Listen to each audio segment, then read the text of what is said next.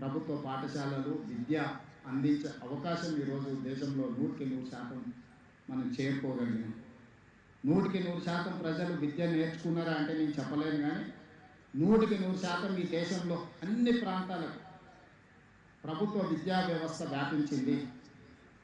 అదేవిధంగా ఇరిగేషన్, కరువు కాటకాలతో ఆనాడు చనిపోతున్నప్పుడు ప్రజలకు ఆహార భద్రత కల్పించాలి అని irrigation projects first prime minister ప్రారంభించిన సాగునీటి ప్రాజెక్టులు మన ప్రాంతంలో నాగార్జున సాగర్, శ్రీశైలం, ఎస్ఆర్ఎస్పి లాంటి ప్రాజెక్టుల్ని మొట్టమొదటి ప్రధానమంత్రి గారు ప్రారంభించారు. ఈరోజు ఆ ప్రాజెక్టులే లక్షలాది ఎకరాల ఆయకట్టును ఈరోజు వ్యవసాయానికి ఉపయోగించే విధంగా, పంటలు పండించే విధంగా ఈరోజు భారతదేశం యొక్క ఆహార ధాన్య ఉత్పత్తి ఈ దేశానికి అవసరం ఉన్నంతనే కాదు, ఇతర దేశాలకు ఎగుమతి చేసే స్థాయికి ఈరోజు మన దేశం చేరుకున్నది అని అంటే దూరదృష్టితో ఆనాటి ప్రధానమంత్రి ఎడ్యుకేషన్, ఇరిగేషన్ను టాప్ ప్రయారిటీ కింద తీసుకోవడం. ఈ అంశాలను నేను ప్రస్తావించడానికి ఒక కారణం ఉంది. ఏమీ లేనప్పుడు, విద్య లేనప్పుడు కనీసం మన సంతకమైనా మనం పెట్టేంత విద్యను సాధించాలని వయోజన విద్యను కూడా గ్రామాలలో చెప్పడం జరిగింది. వ్యవసాయ కూలీలు, వ్యవసాయ పనులు చేసుకునే వాళ్ళకు వేదిక మీద ఉన్న చాలామంది ప్రజాప్రతినిధులకు తెలుసు. ఒకప్పుడు గ్రామాలలో వయోజన విద్య అని సాయంత్రం కనీసం చదవడానికి, వాళ్ళ సొంత సంతకం పెట్టడానికైనా విద్యను నేర్పినాం. ఈరోజు భారతదేశంలో విద్యకు అవకాశాలు లేని ప్రాంతమే లేదు. కానీ that is not sufficient for us. ఈరోజు ప్రపంచమే ఒక గ్లోబ్, ఒక విలేజ్గా మారిన సందర్భంలో పోటీ మన ఊర్లోనో, మన మండలంలోనో, మన నియోజకవర్గంలోనో, మన జిల్లానో, మన రాష్ట్రంలోనో, మన దేశంలోనో కాదు. ఈరోజు విద్యలో ప్రపంచంతోనే పోటీ పడే పరిస్థితులు వచ్చినాయి. ప్రపంచంతో పోటీ పడాలనుకున్నప్పుడు విద్య అందించడం కాదు, విద్యలో నాణ్యత ఉండాలి, క్వాలిటీ ఎడ్యుకేషన్.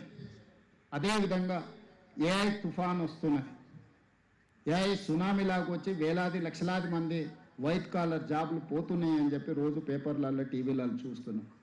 మరి ఈరోజు ఏఐ సునామీలో వైట్ కాలర్ జాబ్స్ పోయినప్పుడు, కోట్లాది మంది దేశంలో యువకులు నిరుద్యోగులు మారినప్పుడు ఈ దేశం యొక్క ఆర్థిక వ్యవస్థ, ఈ దేశం యొక్క భవిష్యత్తు వేగంగా అత్యంత ప్రమాదం వైపు ప్రయాణం చేస్తుంది. అందుకే ఈరోజు స్కిల్ అనేది అవసరం. స్కిల్ లేకుండా వైట్ కాలర్కి ప్రత్యామ్నాయమే blue collar. Blue collar jobs చేయాలి, బ్లూ కాలర్ అభివృద్ధి చేయాలి అని అంటే వాళ్లకు సాంకేతిక నైపుణ్యాన్ని అందించాలి. ఈ రోజుల్లో ప్రతి సంవత్సరం తెలంగాణ రాష్ట్ర ప్రభుత్వం తరఫున తెలంగాణ రాష్ట్రంలో 1,10,000 మంది ఇంజనీరింగ్ గ్రాడ్యుయేట్స్ పాస్ అవుతున్నారు. ఇక్కడ అందరూ చదువుకున్న వాళ్ళు, చదువులు చెప్పే వాళ్ళే ఉన్నారు. నేను మిమ్మల్ని అందరినీ ఒక సూచన చేయదలుచుకున్నా. ప్రతి సంవత్సరం 1,10,000 మంది ఇంజనీరింగ్ గ్రాడ్యుయేట్స్ పాస్ అవుట్ అవుతున్నారు కదా, అందులో ఎంతమందికి వాళ్ళు తీసుకుంటున్న సర్టిఫికెట్ తగ్గ అవగాహన ఉన్నది, ఎంతమందికి ఆ సర్టిఫికెట్ తగ్గ ఉద్యోగం కానీ ఉపాధి కానీ దొరుకుతున్నదా? మనం నాణ్యత లేని విద్యను అందించి వాళ్ళకు ఒక సర్టిఫికెట్ ఇవ్వడం వల్ల వాళ్ళ జీవితమే పూర్తి స్థాయిలో దెబ్బతింటున్నది. అదేవిధంగా recent studies have told in my council, 6వ తరగతి చదువుకుంటున్న విద్యార్థికి 3వ తరగతి పుస్తకం ఇచ్చి చదవమంటే చదవలేని పరిస్థితి ఉన్నది. 3వ తరగతి విద్యార్థికి 1వ తరగతి పుస్తకం ఇచ్చి పుస్తకం చదువు అంటే ఉన్నది ఉన్నట్టు చదవమంటే కూడా ఆ పుస్తకాన్ని కూడా చదవలేని పరిస్థితి ఉన్నది.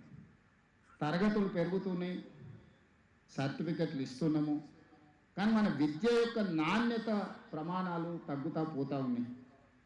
ఇక్కడ టీచర్స్ కమ్యూనిటీ ఉన్నది. మీ బాధ్యత 6వ తరగతి చదువుకుంటున్న వాళ్ళ దాంట్లో సర్వే చేస్తే 6.7% విద్యార్థులు మాత్రమే వాళ్ళ క్లాస్ బుక్స్ని చదవగలుగుతున్నారు. మిగతా ఆల్మోస్ట్ 93% ఆ క్లాస్లో ఉండేవాళ్ళు ఎక్కువ వాళ్ళు చదవగలుగుతున్నది 3వ తరగతి పుస్తకం మాత్రమే. ఈ లోపం అత్యంత ప్రమాదకరం. ఈ దేశ భవిష్యత్తుకి ఇది చాలా ఇబ్బందికరం.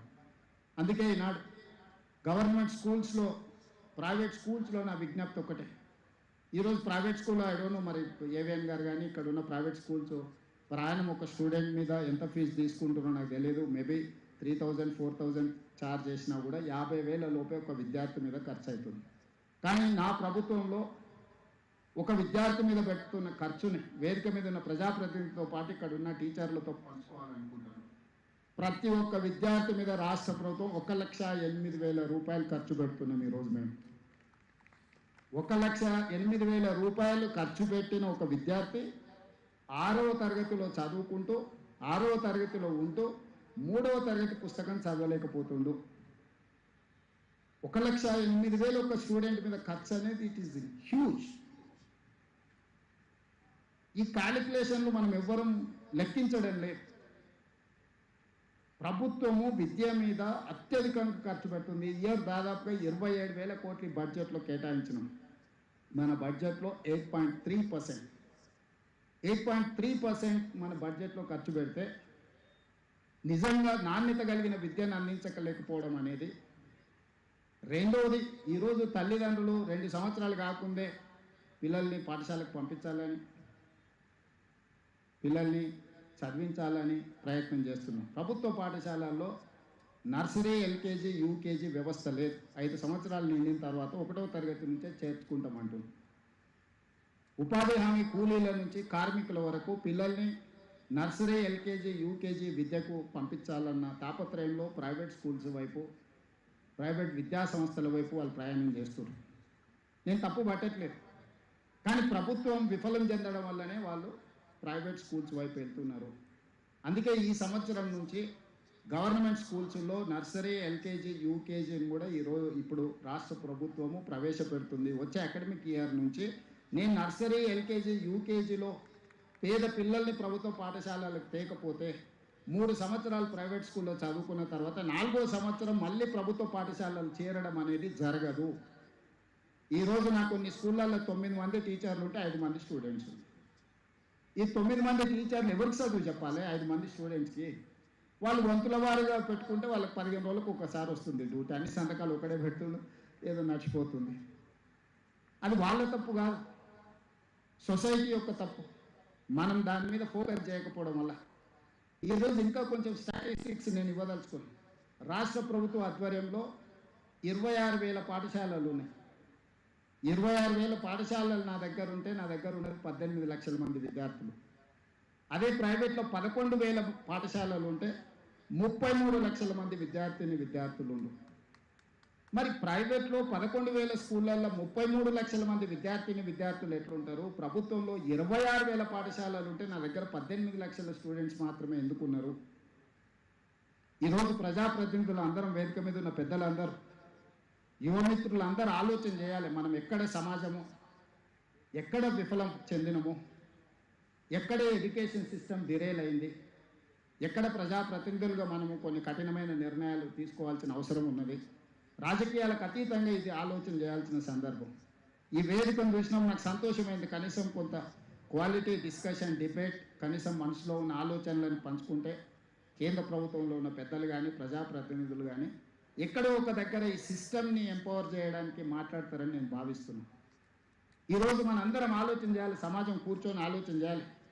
విద్య కోసం తాపత్రయపడాల్సిన పని లేదు. ప్రతి గ్రామంలో స్కూల్ వచ్చింది, సింగిల్ టీచర్ స్కూల్స్ వచ్చినాయి. ప్రతి తండా కానీ, గూడ కానీ సింగిల్ టీచర్ స్కూల్స్ వచ్చినాయి. ప్రతి 3 కిలోమీటర్స్ లోపల